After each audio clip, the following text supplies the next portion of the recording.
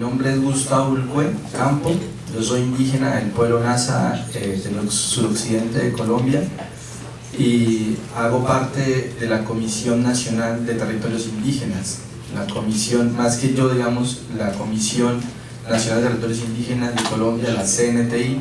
es un espacio que trabaja por la defensa de los derechos territoriales de los pueblos indígenas en Colombia. Esta instancia fue creada en 1996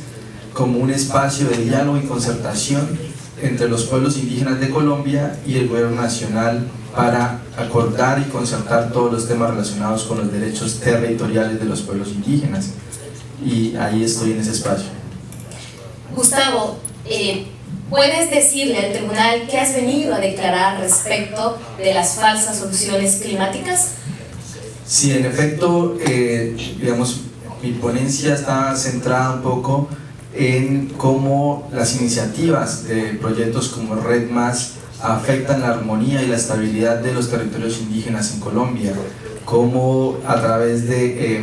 volver el mercado de la madre tierra, o sea, mercantilizar la naturaleza, genera desarmonías y desequilibrios en nuestros territorios indígenas. Bien, Gustavo, en ese sentido, ¿podrías explicarles al tribunal cuáles crees que son los impactos que tienen este tipo de mercados en la naturaleza, en los ecosistemas y en las comunidades? Sí, efectivamente, en Colombia existen 896 resguardos indígenas actualmente, lo cual está representado entre más de 35 millones de hectáreas de Colombia. Hectáreas de tierra, perdón, y en Colombia esto representa más o menos el 33% del área del país. Según el registro del RENARE, que es el espacio donde se registran todas las iniciativas de mitigación de gases de efecto invernadero, todas las iniciativas, en Colombia para el 2023 habían 108 iniciativas de Red Más, de ellas el 45% está sobre territorios indígenas. Y de este ejercicio, por ejemplo, digamos, que viene en crecimiento, hoy día esta situación pues viene afectando mucho a los pueblos indígenas, toda vez que el crecimiento de este tipo de iniciativas pues va en aumento, es decir, tan solo en el 2018 que se creó el RENARE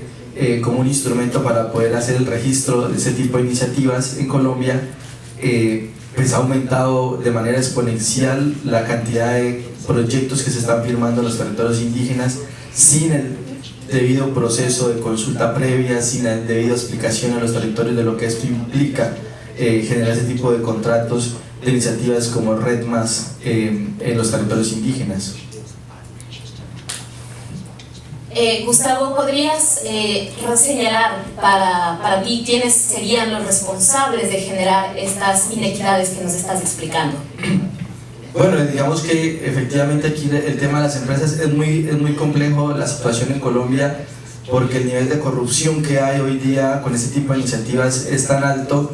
que es curiosamente las mismas empresas, por ejemplo como SPV, es una de las empresas que digamos promotoras de iniciativas como esta, a su vez se asocia con otras como Col CX, que es otra empresa digamos que audita. Entonces muchas veces los mismos auditores que auditan a las empresas que crean este tipo de proyectos y que luego buscan quien las certifique, tienen sus mismos socios. Es decir, hay un caso por ejemplo que hoy en día está sonando mucho en Colombia, que es el resguardo indígena de Cumbal en el departamento de Nariño, en donde un área de 49.000 hectáreas de un resguardo indígena que es el de Cumbal, se firmó un proyecto de Red Más sin que las comunidades conocieran de este proyecto, todo a través de una empresa llamada que es la SPV, que en su principio firmó un contrato con el gobernador del Cabildo, con la autoridad indígena sobre ese territorio, y le vendieron 350.000 bonos a la empresa Chevron y sin que las comunidades conocieran absolutamente nada de esto. Entonces digamos que esto ha generado todo un tema de desequilibrio en la gobernanza. Esta empresa, por ejemplo, quien la auditó, su representante legal a su vez es miembro de Col CX, que es la empresa que hacía la auditoría, que a su vez digamos era socio de Technology certificada, que es la que certificaba, y a su vez eran socios entre ellos. Entonces sus mismos socios se certificaban, se auditaban y a su vez generaban el proyecto de la iniciativa Red Más. Esto, por ejemplo, tiene un ejercicio de desequilibrio en el territorio del resguardo de Cumbal, lo que ha generado una afectación en la gobernanza de ese territorio. Y finalmente, ¿qué le pedirías a este tribunal? Yo creo que es muy importante que el tribunal ayude a las comunidades a hacer incidencia con los estados, con nuestros gobiernos, porque es necesario que las comunidades conozcan mucho más ese tipo de iniciativas, los impactos que esto genera, porque efectivamente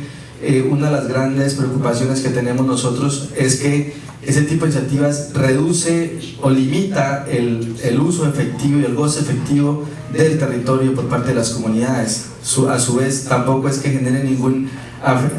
beneficio ni en lo económico, ni en lo organizativo, ni en la gobernanza de los pueblos, toda vez que todo este tipo de iniciativas han generado muchos desequilibrios. Proyectos como el de Selva Matavén, por ejemplo, en la Orinoquía, que tienen 1.8 millones de hectáreas en Red Más, así como el predio Putumayo, que tiene 1.5 millones de hectáreas en Red Más, en lugar de haber fortalecido la gobernanza indígena, ha generado muchas dificultades en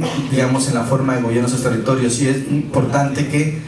en lugar de promover esto solamente como una salida al tema del cambio climático, es necesario hacer mucha más pedagogía, mucha más información de los territorios, porque se desconoce mucho y solo se llega con los beneficios, pero no con los